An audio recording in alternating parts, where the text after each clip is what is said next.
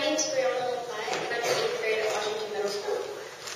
Looking back at my life from here, I can honestly say I've made a lot of mistakes. Some that could have been avoided, I realized things are never going to be easy. Even before I was born, I had health issues. I was admitted to the hospital at 10 days for failure to thrive. I have always had stomach problems, including acid reflux. I had a hearing problem that wasn't detected until kindergarten. To this day, I still have hearing problems. And needless to say, I'm sort of accident prone. When I was 5, I had a surgery to have my tonsils and adenoids taken out. It was a safe procedure, nothing was going to go wrong. I was still scared to death. I took a long time to wake up afterwards. I had a really bad reaction to the anesthesia. I went home and threw up blood that night. I was fine, but I sure scared my parents and some doctors. I've had a few surgeries since then to help any of my other's problems. I currently have my 3rd tube in my ears. About 3 years ago, I started getting feelings that I hated. I grew up being asked to point to what hurts. I couldn't point to anything. I couldn't say what part of me was hurting because it was everything. I heard voices in my head telling me horrible things about myself. I couldn't function. I had no idea what was going on. I was confused. I didn't know where this was coming from. I had always been a happy person, so why was this happening to me? I tried to keep it inside. Maybe then it would go away. It didn't. I don't know when people started to notice I was sad, but they did. Some people began to be careful around me, like I was going to break and fall to pieces if they touched me.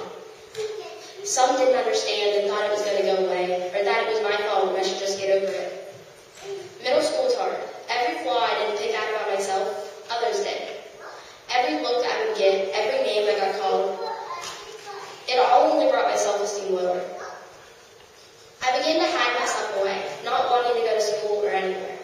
But when I did, I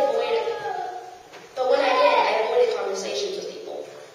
My mom asked if I wanted to go to counseling. Of course I did. I believed it was going to make it stop. That's all I wanted, was for it to stop. I knew I didn't used to be like this. I wanted to be normal again. When you feel like it's useless, it's hard to feel like someone out there cares. But I still begged God every night to just take it all away. All the pain and suffering I was going through. I remember thinking that God is never going to answer my prayer. But looking back on it now, He did.